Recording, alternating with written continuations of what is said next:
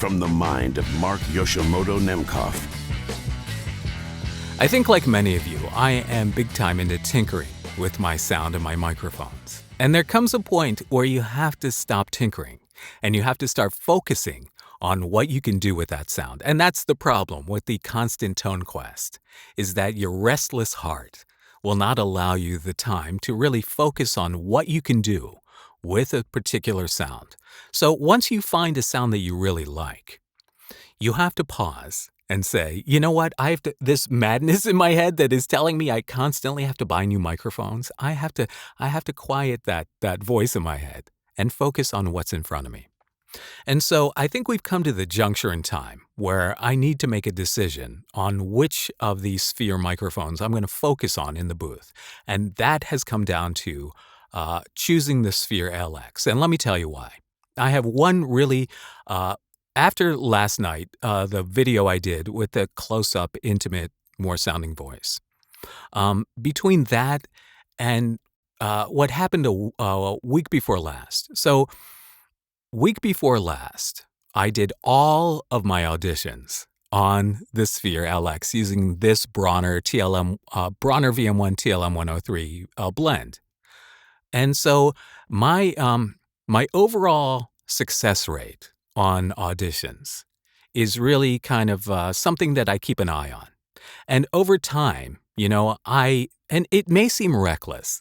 It may actually seem pretty stupid to stake your business, because if I don't win jobs, I don't make money, and if I don't make money, I don't pay the bills. So everything is relying on winning jobs.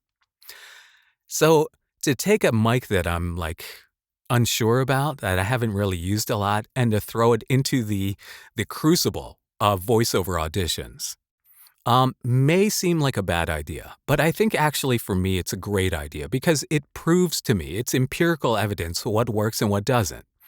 The Sphere LX performed above average.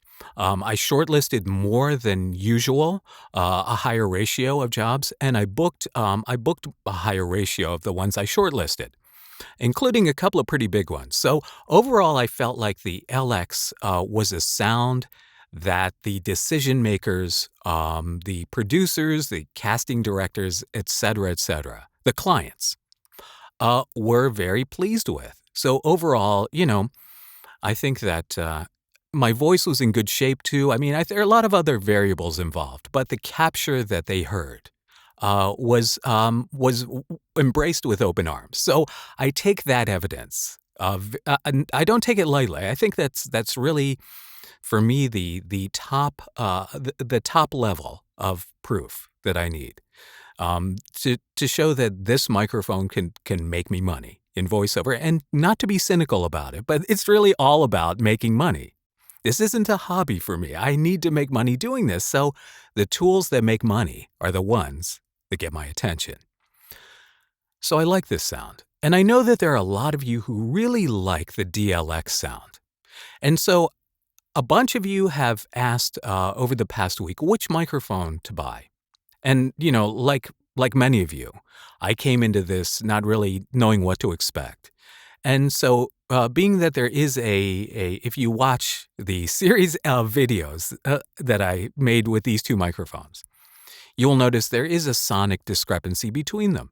So here is this is really going to be I'm not going to call it my final declaration of choice, but this is where I stand right now, and this will be my recommendation for right now.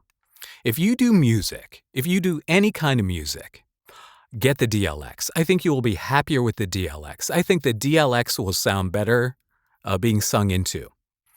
I like this drier sound of the LX for voiceover, not just because of the range of intimacy. This is a weird gesticulation. So I think the intimacy is better. I know the Perfect Premium said the high end sounds weird, but I don't hear it. I'm not hearing it. So if anybody else hears something weird on the high end, please let me know. Overall, I'm going to focus. My use of this microphone is probably going to be centered around using that this one sound, the Bronner and the TLM103. And I also know that I can throw up the 87 AI. Last night I was doing character voice development stuff, and I did it through the 87 AI, and I was perfectly pleased with that sound. I thought it sounded great. So I think we get to the point where we're nitpicking a lot, and we have to kind of just say, all right, what do we want? So if you do music, get the DLX. If you like that little bit more of a roomier sound, I think, get the DLX. If you're using the 47, right? If you covet a 47, get the DLX. I think if you're just doing straight up voiceover and you really, if you're doing it if your use case is similar to mine and you think to yourself, you know what? I like that Bronner VM1 sound. I like the 87, just really plain voiceover microphones. I think you can absolutely be successful with the LX. I don't know if you have to spend the extra 50% premium to get the DLX. It's a smaller microphone, it weighs less, it's a lot easier to hang and place. The DLX is a beast. It's a big, heavy microphone. It's beautiful, I love it. And again, this is real nitpicky stuff. I just popped it. So it's real nitpicky stuff. So you have to choose carefully. And I think that there are a lot of considerations here, but for me, the consideration is how successful this was. Now, did I repeat the experiment with the DLX? No. But I've owned the DLX for several years, and I can tell you that I've never really had quite the success rate with the DLX. As a matter of fact, one of the reasons I stopped using the DLX all the time was because I felt like I was not winning auditions with it. And so the DLX really became more of a backup microphone. At first, it was the microphone I was doing my Crayola voice into, character voice stuff. And, just some other stuff, but really it wasn't the main use microphone. This, I feel like this sound, this tight, really in your face sound, I think really works for what I do. So right now, I'm an LX man, but I want to know what you think. All right, nation, you got to tell me what you're thinking because I know a lot of you have opinions on the DLX and the LX sound. And some of you might be throwing stuff at the screen being like, no, go with the DLX. I got to go with this because it's showing me something that is really promising. So I need to know. All right, nation, leave a comment. Until next time, this is Mark Yoshimoto Nemkov, fading to black.